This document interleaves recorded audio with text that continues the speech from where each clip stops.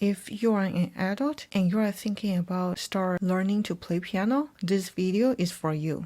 The most asked questions I receive from adult students is, am I too old to learn to play piano? Honestly, it's never too late, too old to learn any skills. You can learn to well when you are at your 70s, or you can start learning to sing and dance at your 80s. As long as you can find a good teacher and you are willing to spend time to practice, age is not a problem in playing piano. You realize that you are not too old to learn and you really want to start, then you have to ask yourself a question. Why do I want to learn to play piano? What am I going to do? There are different reasons why people want to start learning playing piano. For example, some people want to become a professional in the music industry, or they just want to enjoy the music. They want to be able to play the music that they know on the piano, or they want to play a song as a gift to their loved ones. You have to decide what you want. So you have to ask yourself why you want to start playing piano. Once you understand why you want to start learning to play piano, you can start looking for a teacher, or you can start looking for the piano tutorial videos on YouTube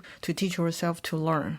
First, if you are someone who just want to enjoy the music, you want to be able to play the songs that you like, the easiest way to do it, of course, is to find the tutorial videos on YouTube. You can find different versions of the song on YouTube, or if you want to play a song just by listening to the melody, then you should look for the videos or look for a teacher who knows how to teach you music creation. Because most of the people who want to play by ear, they also want to be able to create their own version of a song. If you want to be able to play a song by ear, then you should learn the music theory, and you should find a teacher who can teach you how to improvise or to compose music. After you understand why you want to learn to play the piano, you can start looking for gears. One of the most important gears is, of course, piano. If you can, it's best to have an acoustic piano. But if you have a limited space and you have enough money, I suggest you to buy pianos with some good actions, such as Yamaha P515 or some hybrid pianos. If you have limited space and you don't want to spend too much money at the beginning on a piano, you can buy a piano keyboard, but it has to be 88 keys.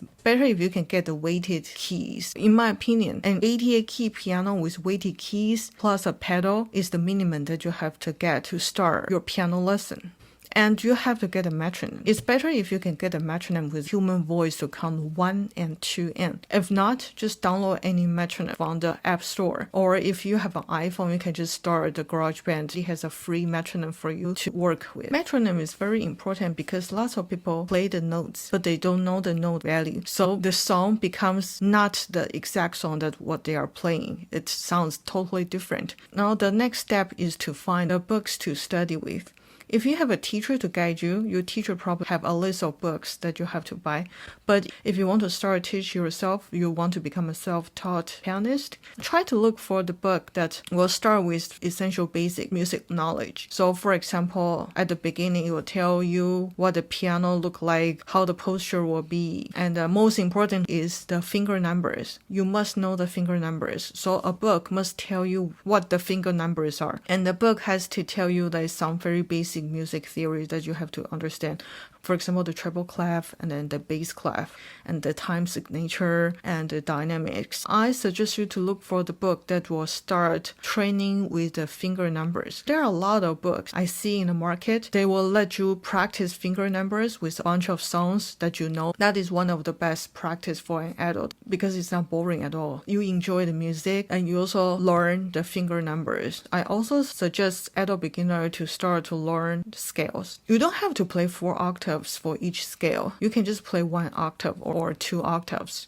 But I think 1 octave is enough for adults. While you practice playing scale, follow the fingering on the book. You will understand how the major scales sound like and what's the difference between harmonic minor and melodic minor. When you play the scale, you feel the mood of each key. So play scale is a must in my opinion. Do you have to do hands together or you can just play hands separately? For the beginner, playing scale, hands separately, 1 octave, that's more than enough. You don't even need to play hands together, the scales, but you must know how the scales sound like. And do you need to have a lot of exercise book other than the scales? For beginner, I think it's not a must. Because usually adults don't have a lot of times to practice. And to do a lot of unnecessary exercise, is just a waste of time, because most of the adult students want to enjoy playing music. They want to play by ear. So what you can do is, when you find a song that you really like to play and you found some musical patterns become so difficult for you to follow, you don't know how to put the finger, don't know how to do the chords, you can practice this part separately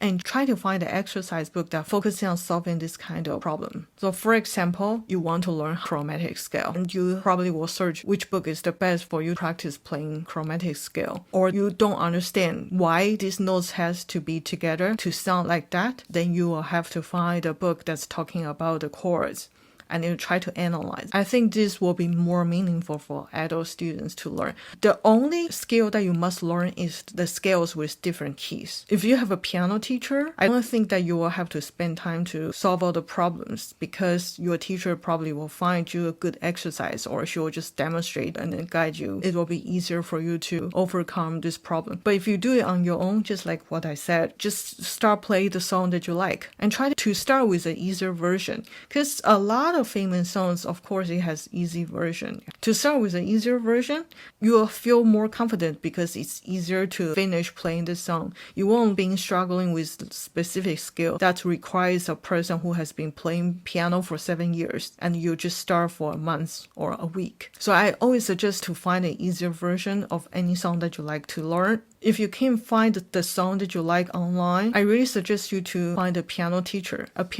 who can help you to simplify the song that you like and to help you to enjoy the music.